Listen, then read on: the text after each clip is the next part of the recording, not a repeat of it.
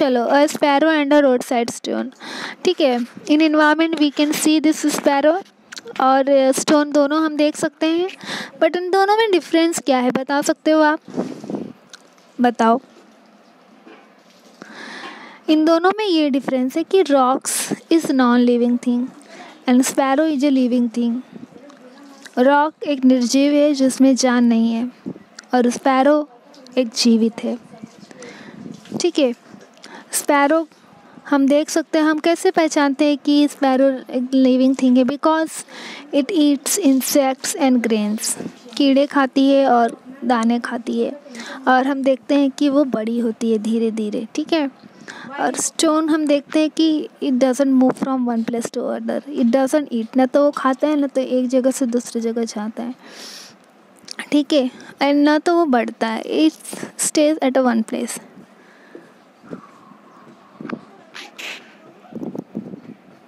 ना तो ठीक है,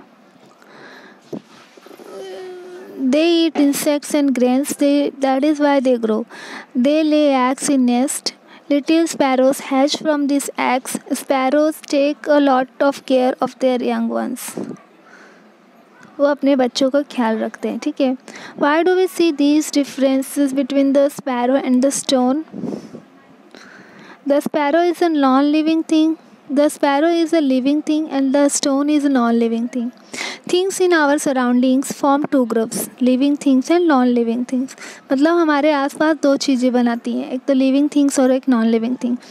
Living things are of two kinds, plants and animals. मतलब plants भी living thing होती है, उनमें भी जान होती है, और animals. ठीक है, नेक्स्ट देखो, animals have babies and seedlings grow from seeds. Animals के बच्चे होते हैं और जो प्लांट्स होते हैं उनके बीज होते हैं और बीज से पेड़ होता है। ठीक है, the seedlings then grow into plants. This tell us that plants are living thing. जिससे हमें पता चलता है कि बीज हम ज़मीन में डालते हैं और वो बड़े हो जाते हैं, जिससे हमें पता चलता है कि वो एक प्लांट क्या है, लिविंग थिंग है। Plants to move. For example, when a bud blooms into a flower, its petals opens. But movements of plants are not so easily seen. Plants also need food. हम बता सकते हैं, कह सकते हैं कि प्लांट्स भी मूव करते हैं, बट कैसे? जब ये देखो फ्लावर में एक कली होती है, कली जब खिलती है तो वो थोड़ा मूव होती है, लेकिन हम कली को खिलते हुए नहीं देख सकते आसानी से, बट लेकिन वो मूव होती है। Of course plants do not move from place to place. लेकिन एक जगह से दूसरी जगह प्लांट मूव नहीं होती है, जैसे कि जानवर होते हैं। Their roots hold them down in one place, क्योंकि उनकी जड़ें उनको एक जगह पे जमा कर रखती हैं। This is a big difference between plants and animals. ठीक है, तो ये बात समझ में आई। तो यहाँ पे लिविंग थिंग और नॉन लिविंग थिंग्स में बताया गया, लिविंग थिंग्स में एनिमल्स और प्लांट्स। ठीक है, चलो नेक्स्ट आगे देखते हैं। कैन यू टेल, क्या आप बता सकते हो, are the things in this picture living और नॉन लिविंग? ये जो पिक्चर में आपको दिख रहे हैं यहाँ पर, बताइए ये लिविंग थिंग है कि non living thing? If it is a living thing, is it a plant और एन एनिमल? अगर वो लिविंग थिंग है तो बताओ वो प्लांट है कि एनिमल है? चलो आप देखो और बताओ। तो हम चलो शुरुआत करते हैं। 1 2 3 start.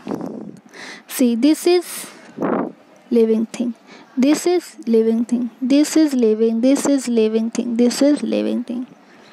Okay, but whether it is plant or animal, ये plant है कि animal? plant, ये भी plant है, लेकिन ये क्या है? animal है। ये क्या है? animal है। ये क्या है? plant है। और बाकी लोग क्या हैं? बाकी लोग नॉन लिविंग थिंग हैं। बात समझ में आई? चलो आगे बढ़ते हैं।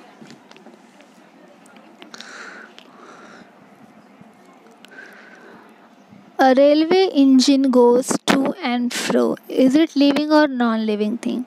रेलवे इंजन एक जगह से दूसरी जगह जाता है, बताओ ये लिविंग थिंग है कि नॉन लिविंग थिंग? इसका आंसर आप लोग मुझे दोगे, ये चारों के आंसर। ठीक है, आगे बढ़ते हैं। The relationship between all things in the environment. Water and air are a part of environment.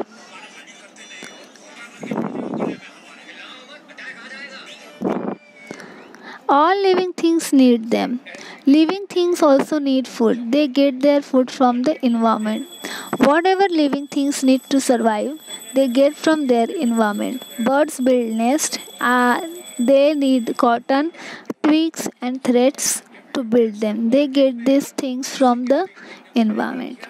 इसका मतलब क्या है कि लिविंग थिंग को क्या चाहिए, खाना चाहिए, फूड चाहिए उनको, ठीक है। और फूड कहाँ से मिलता है, हमारे जो चारों तरफ चीज़ें हैं, इन्वामेंट, हमारे परिसर से मिलती है, ठीक है। उनको जीने के लिए घर चाहिए, ठीक है। तो वो अपना, ये देखो ये बर्ड्स अपना नेट्स बनाती हैं, देखो यहाँ पे चिड़िया अपना घर बनाती है, घोंसला बनाने के लिए वो घास, कपास, पेड़ों के छोटे छोटे डंठल जिसको ट्विग्स बोलते हैं वो जमा करती है और उससे वो अपना घोंसला बनाती है, ठीक है।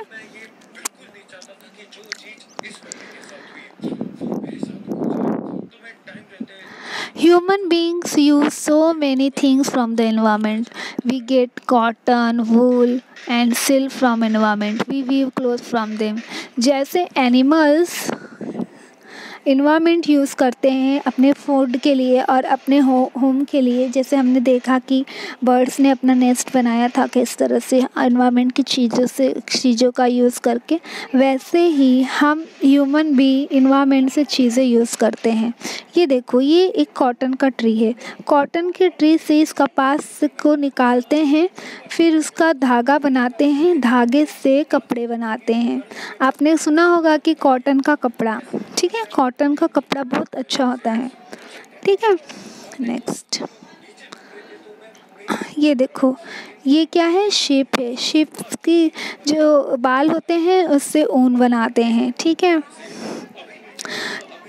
और ये बहुत ही यूज़फुल होता है, हमको जब ठंडी लगती है तो हम इस ऊन का स्वेटर पहनते हैं। समझ में आई बात। तो इस प्रकार से हमारे इन्वायरमेंट में हम भी बहुत सारी यूज़फुल चीज़ें लेते हैं। We make things like mats, basket, paper from material in our environment. और हम क्या क्या इसके अलावा बनाते हैं, मैट्स मतलब चटाई, बास्केट मतलब टोकरी और पेपर मतलब ये जो पेपर आप देख रहे हो वो। We build house using clay, stone and wood. हम अपना घर भी बनाते हैं मिट्टी, पत्थर और लकड़ी से। This materials too we get from our environment. और ये भी हमको कहाँ से मिलता है, हमारे इन्वायरमेंट से ही मिलता है, ठीक है। The seeds of some plants are scattered by the wind, as a result seedlings of those plants grow in new places, this plants to get help from their environment, ठीक है। यहाँ पे लिखा हुआ है कि कुछ पेड़ के जो बीज होते हैं वो हवा से चारों तरफ फैल जाते हैं और जिसकी वजह से उन बीजों की वजह से वहाँ पे प्लांट होने लगता है। और इस प्रकार जो है plants to get help from their environment, इस प्रकार से प्लांट को भी किससे मदद मिलती है, इन्वायरमेंट से। और प्लांट को ग्रो होने के लिए क्या चाहिए, सन, light and water.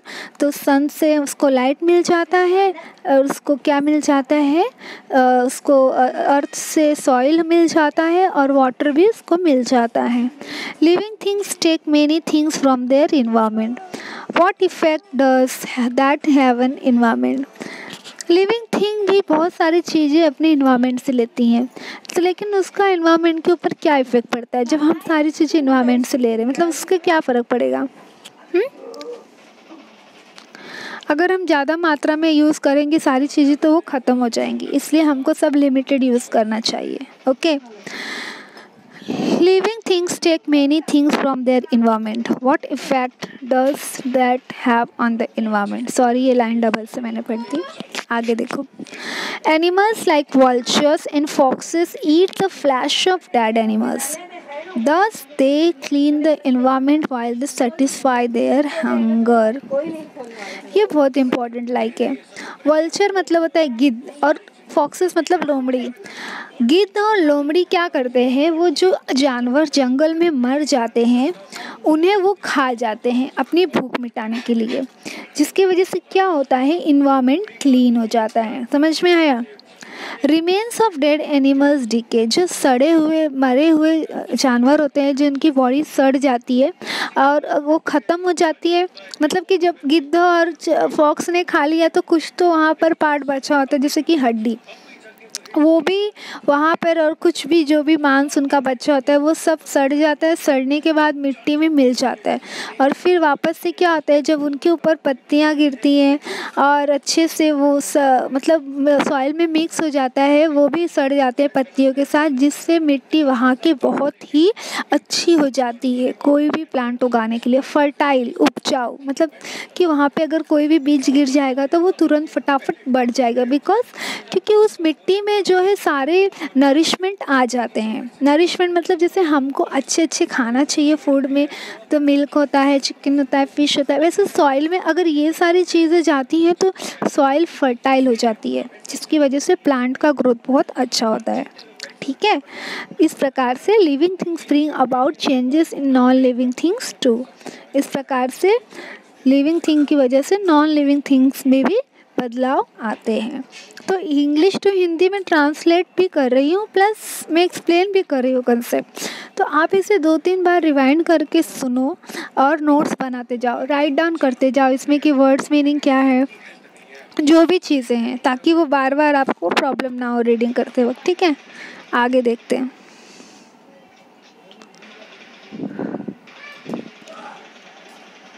Do you know वाला पार्ट, ये क्या देख रहे हो आप यहाँ पे, व्हाट कैन यू सी?